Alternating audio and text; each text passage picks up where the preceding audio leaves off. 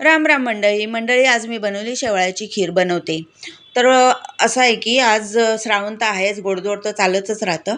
तर आज ओणम आहे. ओणम म्हणजे साऊथ इंडियन आणि केरळावाल्या लोकांचा सण.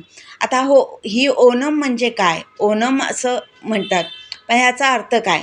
ह्याचा अर्थ हा की राजा बळी आणि वामनदेव यांच्यामध्ये, तुम्हाला तर माहितीच आहे ही गोष्ट, की वामनदेवाने 3 पग भूमी मागितली.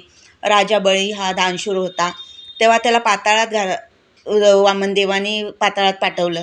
तर तेव्हा देवाने त्याला आशीर्वाद दिला की तू वर्षातून एकदा भूतलावर येशील आणि तुझ्या भक्तांना सर्वांना आशीर्वाद, सुख, समृद्धी, वैभवाचा आशीर्वाद देशील. हा म्हणजे तो दिवस म्हणजे आज ओणम अशा प्रकारे साजरा केला जातो. आणि हा ओणम हा फक्त भक्तांवरती त्याची कृपादृष्टी राहावी, त्याच्यामुळं एक दिवस हा वामन राजा बळी ना पूर्ण भूतलावर भ्रमण करत असतो असं म्हणतात. आता जेवढं मला माहिती होतं तेवढं तुम्हाला सांगितलेलं.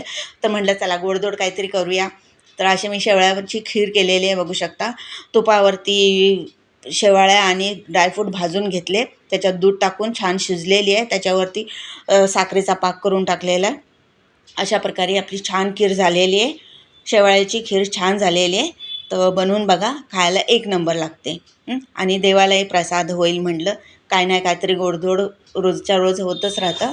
तर अशा प्रकारे आज मी शेवळ्याची खीर बनवलेली आहे ओणम ह्या आठवणीमध्ये. तर तुम्ही बनवून बघा, खायला एक नंबर लागते.